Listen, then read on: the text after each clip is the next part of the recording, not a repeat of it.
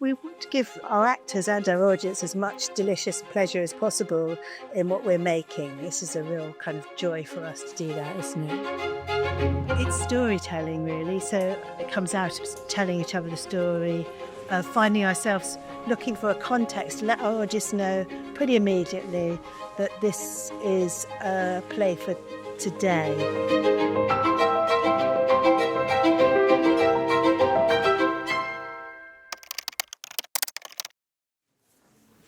Starting with the opening scene of the show, the prologue, we have Ncuti in a gorgeous pink dress. And Ray had drawn this gorgeous pink, flowy moment. And it was like, okay, let's see what we can do with that. I'm working on The Importance of Being Earnest, and I'm just about to cut out my pattern pieces to make the pink dress for Ncuti. Although it's a dress, it's actually a skirt and a bodice with a kind of petticoat and bumhole on the inside. It'll all be joined together in the end, but it's 3-4 separate elements at the moment. It's not terribly complicated, but there is a little bit of a pattern in the fabric. So we've already found what we think is the centre of the pattern, but I don't know if you can see, but there are sort of slight lines running through it this way as well. So I need to make sure that those lines match all the way around the body. We based it loosely on a kind of period dress. We've got some images. Ray would really like it to be a little bit more mixed in with a modern feeling, and this particular outfit, it's a dream. So it can be not exactly the period. It's probably going to take somewhere in the region of about, I'd say about 80 to 90 hours in total. I've got 10 metres of fabric here to get the dress out of. It's a silk jacquard, which means that the pattern is woven into the fabric. This is a really specific shade, and the reference was this Barbie popping pink. Luckily, we were in a position where we could kind of buy a nice white silk and then open up the idea of using the in-house textile studio. And they kind of pass back these shade cards of what they can dye to and what's possible with the fabric. In this case, we found this one, which became the one for Ncuti. We're going to use some silk organza behind it to give it some lift through the back of the bustle.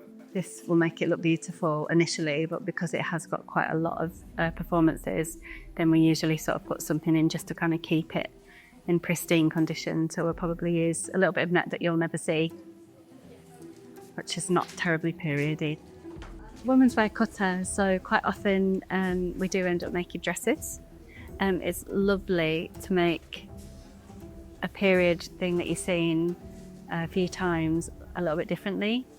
And obviously I don't get to make dresses for men very often either, so that's also quite nice. It's quite nice to be in the fitting with a whole different set of rules, if you like, physically. So yeah, it's good.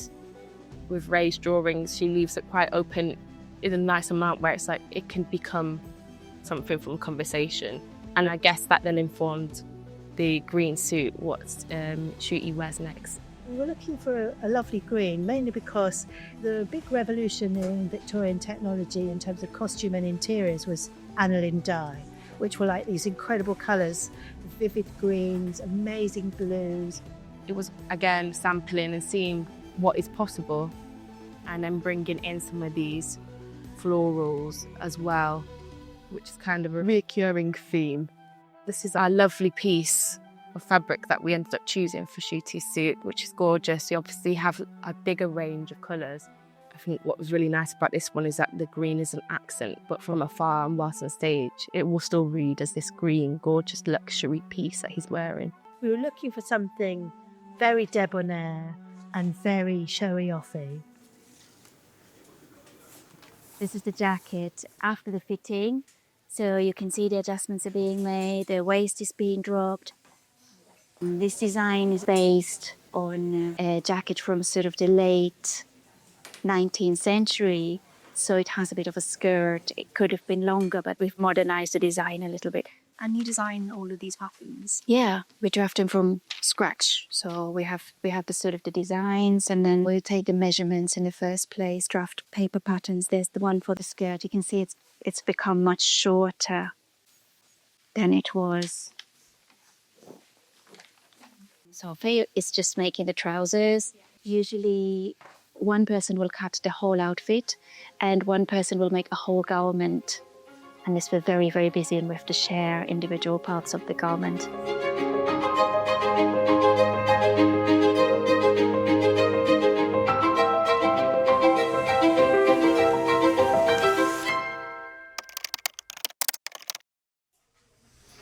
Since you were last here, we have had a fitting with the actor. And since then, it's been assembly. It's been putting it together with all of its proper facings. The process we call pad stitching on the lapel. It's attaching the layers together, the canvas to the top fabric, and it creates this rolling effect that happens then naturally. And pockets are in, so you can't see it, but there is a pocket in there because of the pattern matching, and we've got a couple in the sides. And there's also one on the inside as well if the actor wants to put a hanky or something like that in there. We have done various amounts of pattern matching on here. We have the flower is in the same level. That flower there is all pattern matched. It starts to go off here because it's shaped. You can never get it everywhere because of all of the different shapes. I was just on the sewing machine a moment ago putting in what we call a gather stitch. There's this row of stitching along the top here.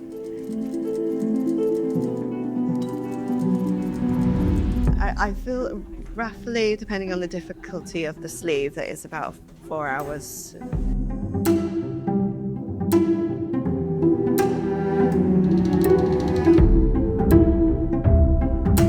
I'm working on the bodice for Ncuti's dress. First of all, the bodice has been obviously cut out, and then we flat tack everything, which is all of this.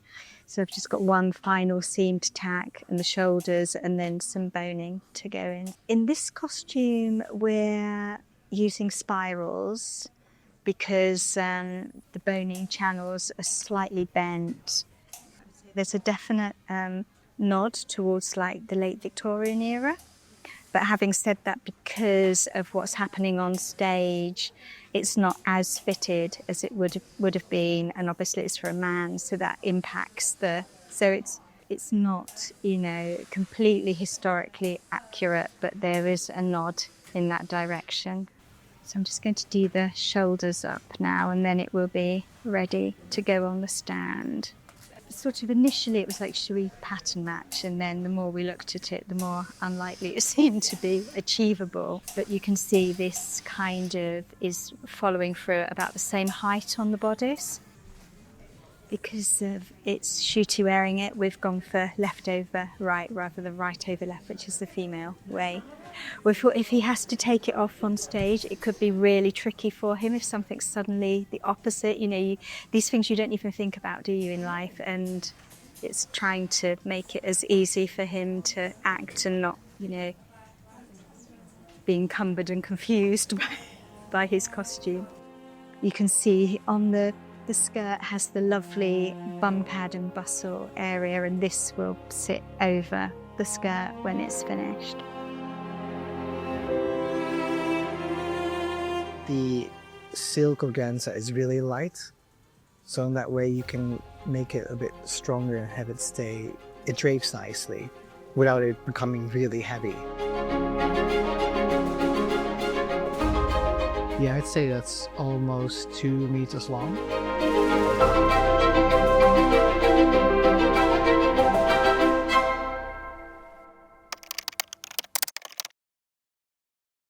So today we're looking at Ncuti's dress. So this is more like a expressive or emotional kind of outfit in which it's designed specially for his body. So it's to work with his femininity. So it's sort of like playing with the currents in his persona. He was very happy with the colour chosen because it looks nice on him. So we're looking for this kind of pink and a bit of peach, a bit of gold, this kind of lush idea of beauty, basically. There's a lovely opening here on the side. And here we've got most beautiful bustle structure made out of these. Is that lush? It's kind of sensual rather than structural. Sarah's found a very clever way of keeping to that, sensuality over structure. We're going for an idea of asymmetry, And then symmetry for the back here, which has bows and 2 tiered drops here. And we're putting the flowers here to enhance the bows. These flowers are set inside these kind of like lovely rushes of silk. And then inside the flowers we'll put tiny little crystals which will reflect the light at a distance.